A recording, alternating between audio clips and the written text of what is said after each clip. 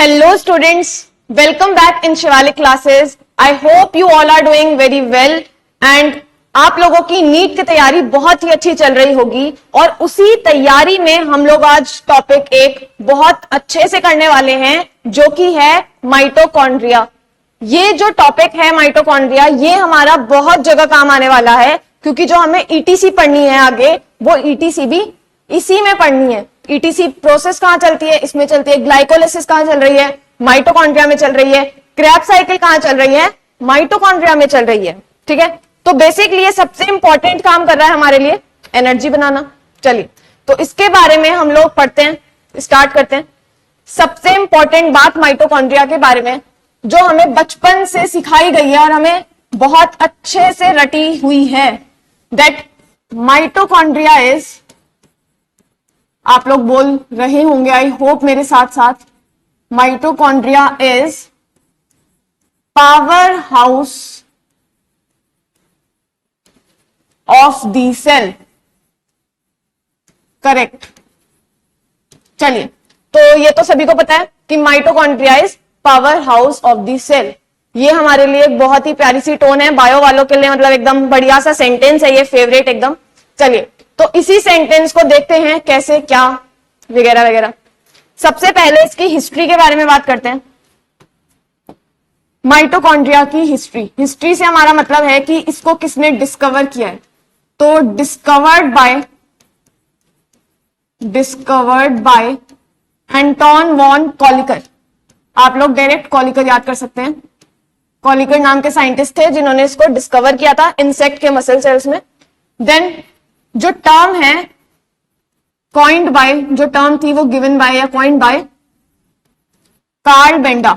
इसको भी आप लोग सिर्फ बेंडा याद कर सकते हैं, कार्ल बेंडा। बहुत ही ज्यादा इंपॉर्टेंट दो नाम है ये माइटोकॉन्ड्रिया के। क्या कहते हैं, अगर हम लोग माइटोकॉन्ड्रिया पढ़ रहे हैं ये नाम हमें पता होने चाहिए। उसके बाद हम देखते हैं माइटोकॉन्ड्रिया के बारे में छोटी छोटी बातें। सबसे पहले इसका साइज, इसका साइज होता है 0.2 माइक्रोमीटर से 1 माइक्रोमीटर। क्या है इसका डायामीटर। उसके बाद 1 माइक्रोमीटर से लगभग 4.1 माइक्रोमीटर जाता है इसका लेंथ। ओके, तो ये हो गया इसका साइज। शेप हमें पता है, शेप इसकी सबसे इजी सबसे प्यारी सी शेप होती है and which is discoidal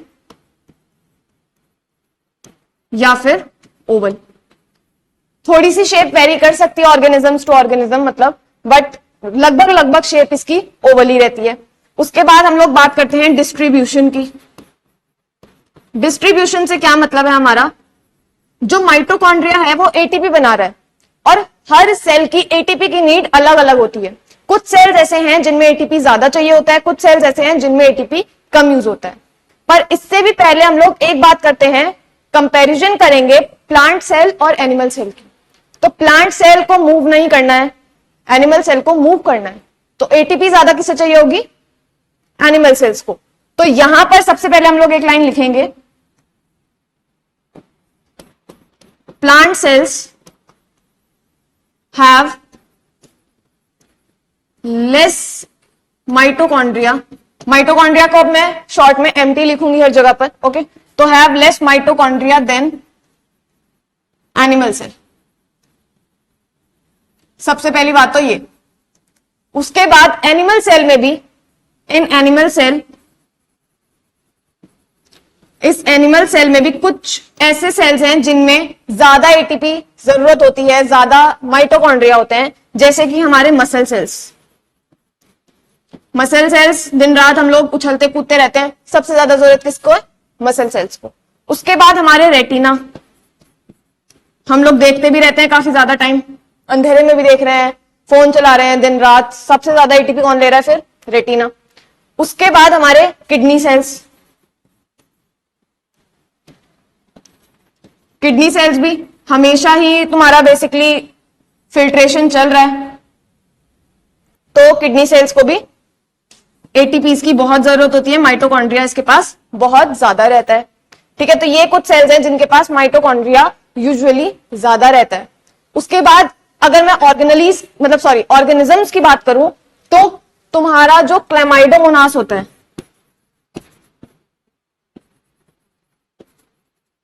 Chlamydomonas के पास सिर्फ और सिर्फ एक माइटोकॉन्ड्रिया होता है, ज्यादातर जरूरत ही नहीं है उसे, ज्यादा छोटा सा तो है। इसके अलावा जो तुम्हारे इंसेक्ट्स होते हैं, ठीक है, इंसेक्ट्स के मसल सेल्स यहीं पर लिख देते हैं, इंसेक्ट फ्लाइट मसल सेल्स, मतलब कि जो उनके विंग्स के सेल्स होते हैं बेसिकली, उनमें मोर देन 5 लाख माइटोकॉन्ड्रिया हो सकते हैं, इतने ज्यादा माइटोकॉन्ड्रिया उनमें मिल सकते हैं।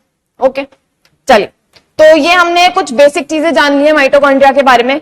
अब हम इसका देखेंगे डिटेल्ड स्ट्रक्चर। तो सबसे पहले हम लोग डिटेल स्ट्रक्चर इसका बनाएंगे। Let's get started. तो ये हो गया आपका आउटर मेम्ब्रेन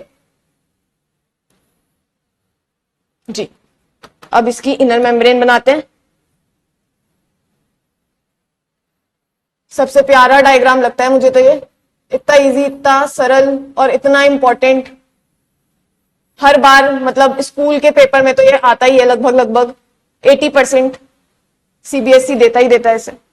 चलिए, इसके बाद हम लोग बनाएंगे इसका अंदर जो जो रहता है मैट्रिक्स में, दैट इज एक तो डबल स्ट्रैंडेड सर्कुलर डीएनए, कुछ राइबोसोम्स,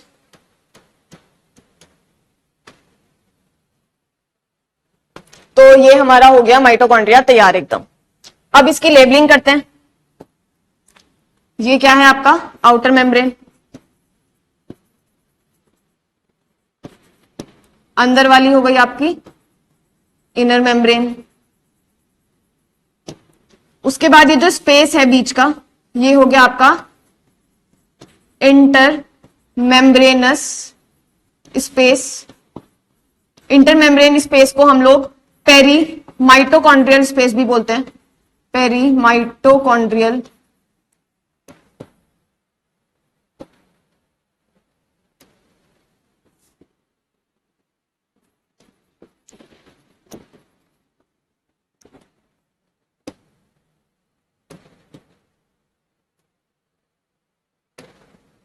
इसे यहां से हटा ही देते हैं हम लोग, अलग से ही लिखते हैं।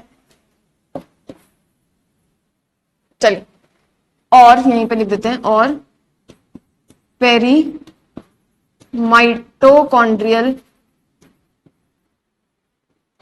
स्पेस। तो इसको, इस स्पेस को आईएमएस या फिर पीएमएस दोनों ही बोल सकते हैं हम लोग, ठीक है। उसके बाद जो इनर फ्लूइड होगा, इन मेम्ब्रेन के अंदर जो इनर फ्लूइड है, इसको हम लोग नाम दे देते हैं मैट्रिक्स जी।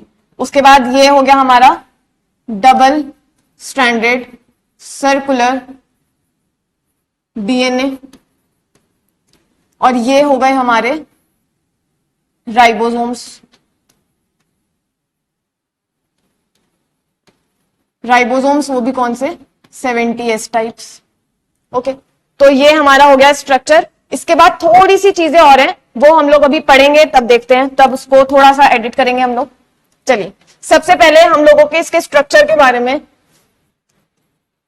एक चीज पता लग जानी चाहिए कि it is double membranous structure. क्या है ये, डबल मेम्ब्रेनस स्ट्रक्चर है। इसके अलावा और क्या है, क्लोरोप्लास्ट और न्यूक्लियस जो है वो भी इसकी तरह डबल मेम्ब्रेनस स्ट्रक्चर रखते हैं। उसके बाद आते हैं आउटर मेम्ब्रेन पे, और साथ ही साथ हम लोग कंपैरेटिव स्टडी भी कर लेंगे इनर मेम्ब्रेन की।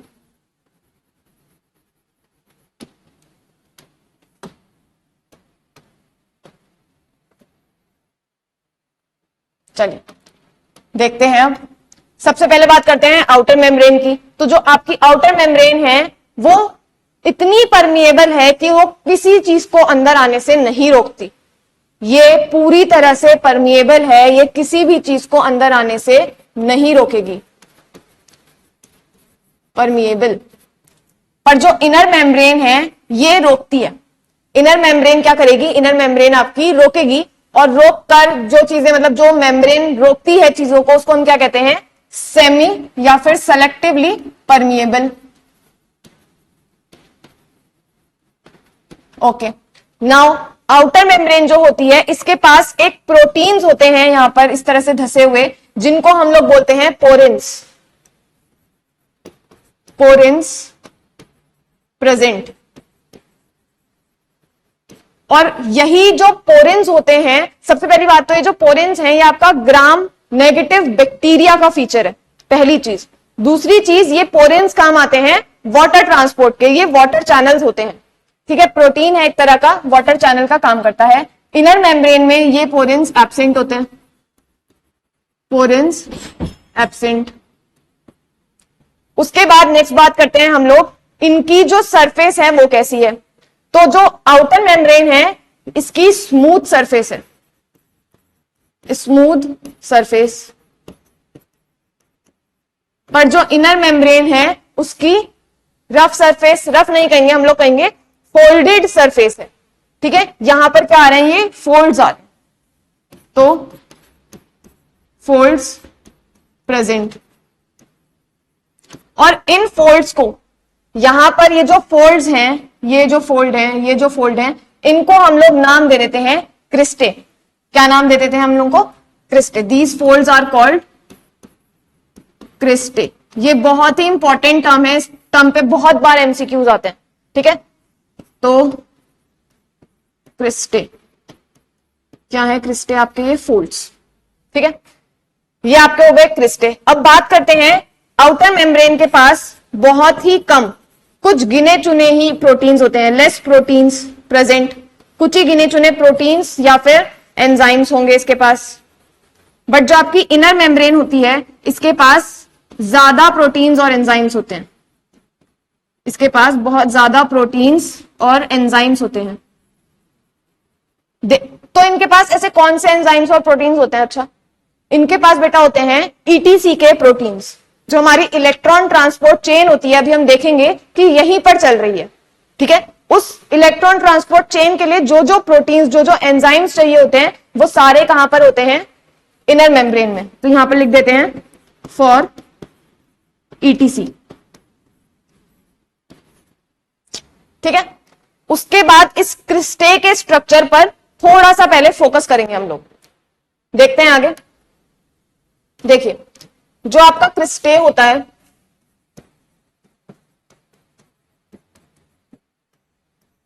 ये कुछ इस तरह का स्ट्रक्चर है। इस स्ट्रक्चर पे आपकी कुछ नॉब लाइक स्ट्रक्चर्स इस तरह से प्रेजेंट होती हैं। अगर मैं थोड़ा सा इस नॉब लाइक स्ट्रक्चर को भी डिटेल में बनाऊं, तो ये कुछ इस तरह की दिखती है, और ये, ठीक है? तो ये पूरे में यहां पर प्रेजेंट होगा। तो सबसे पहली चीज आपको क्या पता चल रही है यहां से, कि जो क्रिस्टे है, जो ये फोल्डेड सरफेस है, ये क्या काम कर रही है? सरफेस एरिया बढ़ा रही है, सरफेस एरिया बढ़ा रही है। और सरफेस एरिया किस चीज के लिए बढ़ा रही है? एटीपी सिंथेसिस के लिए। जितनी ज्यादा सरफेस एरिया, उतना ज्यादा एटीपी सिंथेसिस। चलिए, तो अब इनके बारे में देखते हैं कि ये क्या है। इसको, जो ऊपर गोला बना हुआ है, इसको बोलते हैं F1, नीचे वाले डंडे को बोलते हैं F0, और इसको बोलते हैं स्टॉक। और इस पूरे स्ट्रक्चर को हम लोग नाम दे देते हैं F0, F1 पार्टिकल। इसी पार्टिकल का दूसरा नाम है एलिमेंट्री पार्टिकल, और इसी एलिमेंट्री पार्टिकल का एक और नाम है जो कि है ऑक्सीजोम्स, और एक और नाम है जिसका जो है एटीपी सिंथेज, एटीपी सिंथेज, ठीक है? तो ये इस स्टॉक के नाम है, और ये सारे ही इंपॉर्टेंट हैं, बिकॉज कोई भी मेंशन हो सकता है और उसका सिनोनिम पूछा जा सकता है। ओके, तो ये सारे नाम आपको याद होने चाहिए। अब लास्ट जो नाम है, इस पे अगर आप फोकस करेंगे तो है एटीपी सिंथेज। मतलब क्या काम कर रहा है ये? एटीपी बना रहा है, एटीपी सिंथेसाइज कर रहा है। कहां पे प्रेजेंट है? क्रिस्टे पे प्रेजेंट है। ओके, तो यहां पर इस तरह से कुछ ये रहते हैं, हर क्रिस्टे पे रहेंगे, नंबर वेरी कर सकता है। ओके, तो ये तो बात हो गई इसके स्ट्रक्चर में। अब आते हैं इसके स्ट्रोमा की बात। इसकी स्ट्रोमा की बात करते हैं थोड़ी सी।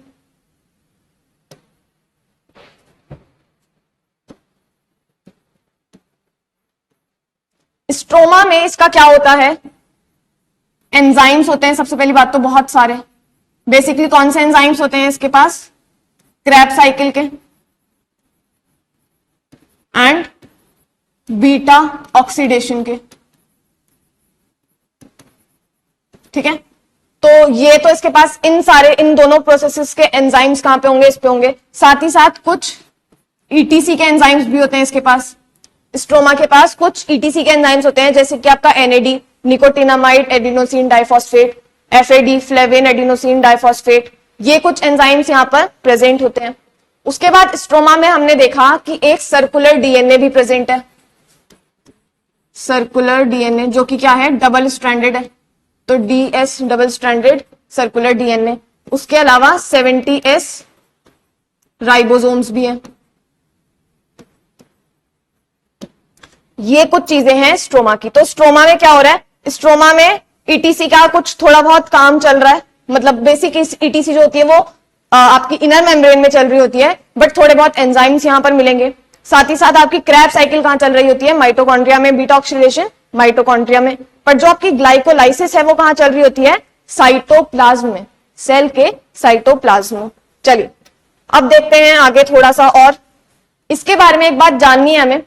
यहां पर है डीएनए, डीएनए करता है ट्रांसक्रिप्शन, ट्रांसक्रिप्शन से ट्रांसलेशन, बनते हैं प्रोटीन। इसका मतलब ये एक ऑर्गेनली जो कि एक सेल में प्रेजेंट है अपने कुछ प्रोटीन्स बना पाता है, ये अपने कुछ प्रोटीन्स बना पाता है। इसका मतलब कि जो आपका माइटोकॉन्ड्रिया है वो सेमी ऑटोनोमस है, सेमी ऑटोनोमस। सेमी ऑटोनोमस का सेमी का मतलब आधा, ऑटोनोमस का मतलब जो अपने प्रोटीन्स खुद बना पा रहा है क्योंकि उसके पास अपना डीएनए है। यहां पर सेमी वर्ड इसलिए है बिकॉज माइटोकॉन्ड्रिया खुद से नहीं बन सकता, उसको न्यूक्लियस के क्रोमोसोम की जरूरत जरूर पड़ेगी बनने के लिए, बट कुछ थोड़े बहुत प्रोटीन अपने लिए वो खुद बनाता है, खुद उसके अपने अपने डीएनए से खुद से बनाएगा, ठीक है। ये सारी तो बात हो गई आपकी स्ट्रक्चर की। अब इसकी बात करते हैं लास्ट, जो कि है ओरिजिन ऑफ माइटोकॉन्ड्रिया।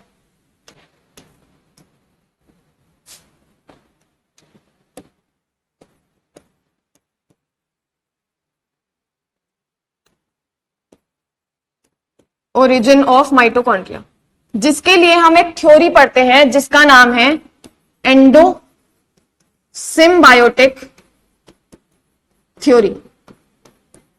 पहले ये हाइपोथेसिस थी, अब ये थ्योरी है, मतलब प्रूफ हो चुकी है। तो ओरिजिन से हमारा मतलब है कि माइटोकॉन्ड्रिया आया कहां से, और इस थ्योरी का मतलब भी अभी मैं बताऊंगी। तो सबसे पहली बात, आया कहां से, ये आया माइटोकॉन्ड्रिया इज इवॉल्व्ड फ्रॉम, किससे हुआ इवॉल्व, बैक्टीरिया से, प्रोकैरियोट से, ठीक है, सबसे पहली बात। उसके बाद आते हैं एंडो सिम्बायोटिक थ्योरी। एंडो मतलब अंदर, सिम्बायोटिक मतलब म्यूचुअल रिलेशनशिप जिसमें दोनों का हो रहा होगा फायदा। तो पहले एक बैक्टीरिया था, उसका काम था एटीपी बनाना, उसने एटीपी बनाई, वो एटीपी कभी ना कभी एक यूकैरियोट सेल ने कर ली यूज, इनको लगा कि यार सही है तो ये काम करेगा, मेरा तो फायदा हो रहा है, तो उसने कभी इसको एनगल्फ कर लिया होगा, यूकैरियोटिक सेल ने प्रोकैरियोटिक सेल को एनगल्फ कर लिया होगा। अब वो प्रोकैरियोटिक सेल का क्या फायदा हो रहा था, उसको मिल रही थी रहने के लिए एक सेफ जगह जहां पर उसके लिए कोई प्रीडेटर नहीं था, ठीक है। तो दोनों का फायदा हो रहा था और इसी को समझते हुए उन्होंने साथ रहने का फैसला किया। तो लास्ट में हमारे पास ये थ्योरी आई, एंडोसिम्बायोटिक थ्योरी, जो माइटोकॉन्ड्रिया है वो बैक्टीरिया से ही आया है। अब इसके कुछ प्रूफ देखते हैं। सबसे पहला प्रूफ, प्रेजेंस ऑफ पोरेंस। मैंने आपको अभी बताया था, जो ये पोरेंस हमने पढ़े हैं यहां पे, ये किसके फीचर किसका है, ये ग्राम नेगेटिव बैक्टीरिया का, मतलब बैक्टीरिया के फीचर हैं तो बैक्टीरिया में ही होते हैं, तो ये कभी बैक्टीरिया रहा होगा मे बी। उसके बाद दूसरा फीचर है इसका presence of double stranded circular DNA. किसका फीचर है, प्रोकैरियोट का, पढ़ के आए हम लोग बायोलॉजिकल क्लासिफिकेशन में। तीसरा फीचर, डीएनए जो इसका है वो किस में रिच है, वो रिच है ग्वानिन और साइटोसिन में, और ये फीचर है प्रोकैरियोट का। यूकैरियोट का जो डीएनए होता है उसमें एडेनाइन और थाइमीन ज्यादा होता है, बट इनमें क्या है, साइटोसिन और ग्वानिन ज्यादा है। प्रोकैरियोट का फीचर है ये भी। उसके बाद फोर्थ चीज क्या है आपकी, 70S राइबोसोम्स का होना। 70S राइबोसोम्स हैं। और लास्ट फीचर कि जब ये माइटोकॉन्ड्रिया डिवाइड करता है, ये माइटोकॉन्ड्रिया जब डिवाइड करता है, अगर ये आपका माइटोकॉन्ड्रिया है, ये डिवाइड जब करेगा तो ये कुछ इस तरह से डिवाइड करेगा, देखिए, और फिर ये दो अपने अलग अलग सेल्स बन जाएंगे। और ये डिवीजन हमने किसमें देखा है, प्रोकैरियोट्स में। जब बैक्टीरिया डिवाइड करता है तो ऐसे ही डिवाइड करता है, तो they divide by fission, binary fission से इनका डिवीजन होता है। और ये भी कौन करता है, हमारे बैक्टीरिया, प्रोकैरियोट्स। अगर आप इसकी शेप देखेंगे, अगर आप नेट पे सर्च करें और इसकी 3D शेप देखेंगे तो आपको लगेगा आप बैक्टीरिया की इमेज देख रहे हैं, ठीक है। तो बहुत चीजें ऐसी हैं यहां पर जो हमें बता रही थी कि ये बैक्टीरिया है।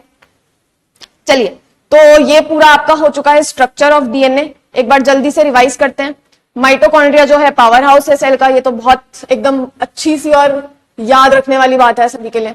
हिस्ट्री कॉलिकट ने डिस्कवर किया था, बेंडा ने टर्म दिया था। साइज इसका आप लोग देख ही रहे हैं, एनसीईआरटी के अकॉर्डिंग लिख कर आना है, टिक करके आना है हमें।